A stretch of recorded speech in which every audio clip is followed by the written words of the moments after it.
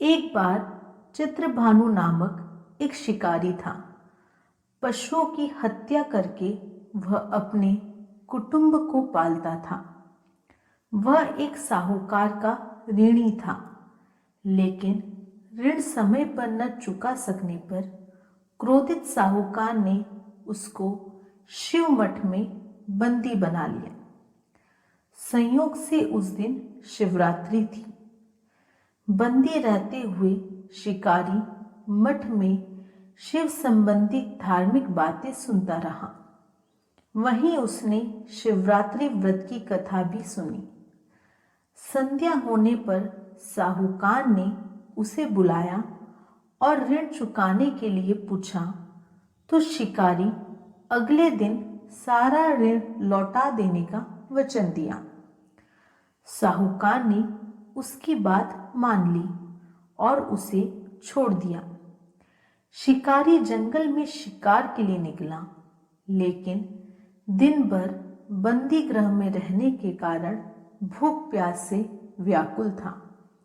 सूर्यास्त होने पर वह एक जलाशय के समीप गया और वहां एक घाट के किनारे एक पेड़ पर थोड़ा सा जल पीने के लिए लेकर चढ़ गया, क्योंकि उसे पूरी उम्मीद थी कि कोई न कोई जानवर अपनी प्यास बुझाने के लिए यहाँ जरूर आएगा। वह पेड़ बेलपत्र का था और उसी पेड़ के नीचे शिवलिंग भी था, जो सूखे बेलपत्रों से ढके होने के कारण दिखाई नहीं दे रहा था। शिकारी को उसका पता न चला। भूख और प्यास से थका वो उसी मचान पर बैठ गया। मचान बनाते समय उसने जो टहनियां तोड़ी वे संयोग से शिवलिंग पर गिरी। इस प्रकार दिन भर भूखे प्यासे शिकारी का व्रत भी हो गया और शिवलिंग पर बिलपत्र भी चढ़ गए। एक पहर रात्रि बीत जाने पर एक गर्भिणी मृगी तालाब पर पानी पीने पहुंची। शिकारी ने धनुष पर तीर चढ़ाकर ज्यों ही प्रत्यंचा खींची, उसके हाथ के धक्के से कुछ पत्ते एवं जल की कुछ बूंदें नीचे बने शिवलिंग पर गिरी और अनजाने में ही शिकारी की पहले प्रहर की पूजा हो गई। मृगी बोली, मैं गर्भिणी हूं, शीघ्र ही प्रसव करूंगी। तुम एक साथ दो जीवों की हत्या करोगे, जो ठीक नहीं है।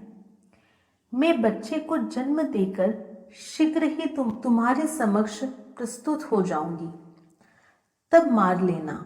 शिकारी ने प्रत्यंचा ढीली कर दी और मृगी जंगली झाड़ियों में लुप्त हो गई। कुछ ही देर बाद एक और मृगी उधर से निकली। शिकारी की प्रसन्नता का ठिकाना न रहा। समीप आने पर उसने धनुष पर बाण चढ़ाया।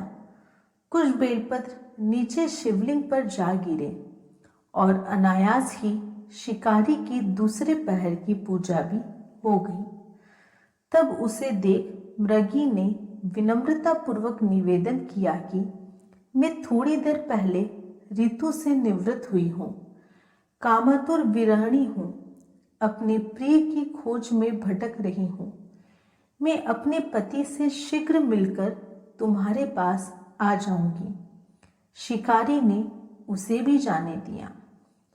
2 बार शिकार को खोकर वह चिंता में पड़ गया। रात्रि की आखिरी पहर बीत रही थी। तभी एक अन्य मृगी अपने बच्चों के साथ उधर से निकली।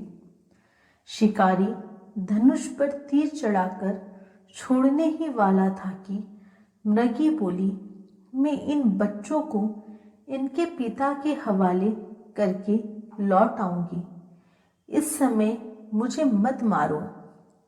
शिकारी हंसा और बोला, सामने आए शिकार को छोड़ दूं? मैं ऐसा मूर्ख नहीं। इससे पहले मैं 2 बार अपना शिकार खो चुका हूँ। मेरे बच्चे भूख प्यास से तड़प रहे होंगे।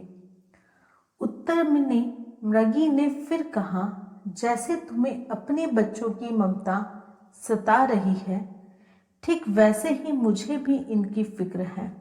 इसलिए सिर्फ बच्चों के नाम पर मैं थोड़ी देर के लिए जीवन दान मांग रही हूँ। मेरा विश्वास करो, मैं इन्हें इनके पिता के पास छोड़कर तुरंत लौटने की प्रतिज्ञा करती हूँ। मृगी का दिन स्वर सुनकर शिकारी को उस पर दया आ गई। उसने उस मृगी को भी जाने दिया। शिकार के अभाव में बेल वृक्ष पर बैठा शिकारी बेलपत्र तोड़ तोड़कर नीचे फेंकता जा रहा था। उसकी तीसरे प्रहर की पूजा भी स्वतः ही संपूर्ण हो गई। पौ फटने को हुई तो एक हष्ट पुष्ट मृग उसी रास्ते पर आया। शिकारी ने सोच लिया कि इसका शिकार वह अवश्य करेगा। शिकारी की तनी प्रत्यंचा देखकर मृग विनीत स्वर में बोला, भाई, यदि तुमने मुझसे पूर्व आने वाली 3 मृगियों तथा छोटे छोटे बच्चों को मार डाला है, तो मुझे भी मारने में विलंब न करो, ताकि मुझे उनके वियोग में एक क्षण भी दुख न सहना पड़े। मैं उन मृगियों का पति हूँ। यदि तुमने उन्हें जीवन दान दिया है तो मुझे भी कुछ क्षण का जीवन देने की कृपा करो। मैं उनसे मिलकर तुम्हारे समक्ष उपस्थित हो जाऊंगा। मृग की बात सुनकर शिकारी ने सारी कथा मृग को सुना दी। तब मृग ने कहा, मेरी तीनों पत्नियां जिस प्रकार प्रतिज्ञाबद्ध होकर गई हैं, वे मेरी मृत्यु से अपने धर्म का पालन नहीं कर पाएगी। अतः जैसे तुमने उन्हें विश्वास पात्र मानकर छोड़ा है, वैसे भी मुझे भी जाने दो। मैं उन सब के साथ तुम्हारे सामने शीघ्र ही उपस्थित होता हूँ। उपवास, रात्रि जागरण तथा शिवलिंग पर बेलपत्र चढ़ने से शिकारी का हिंसक हृदय निर्मल हो गया था। उसमें भगवत शक्ति का वास हो गया था। उसके हाथ से धनुष तथा बाण छूट गया और उसने मृग को जाने दिया। थोड़ी ही देर बाद वह मृग सपरिवार शिकारी के समक्ष उपस्थित हो गया, ताकि वह उनका शिकार कर सके। किंतु जंगली पशुओं की ऐसी सत्यता, सात्विकता एवं सामूहिक प्रेम भावना देखकर शिकारी को बड़ी ग्लानि हुई। उसके नेत्रों से आंसुओं की झड़ी लग गई।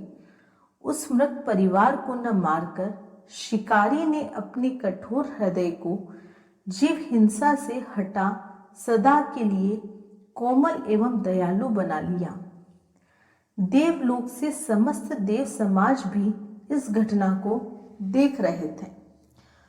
उसका ऐसा करने पर भगवान शंकर ने प्रसन्न होकर तत्काल उसे अपने दिव्य स्वरूप का दर्शन करवाया तथा उसे सुख समृद्धि का वरदान देकर गो नाम प्रदान किया।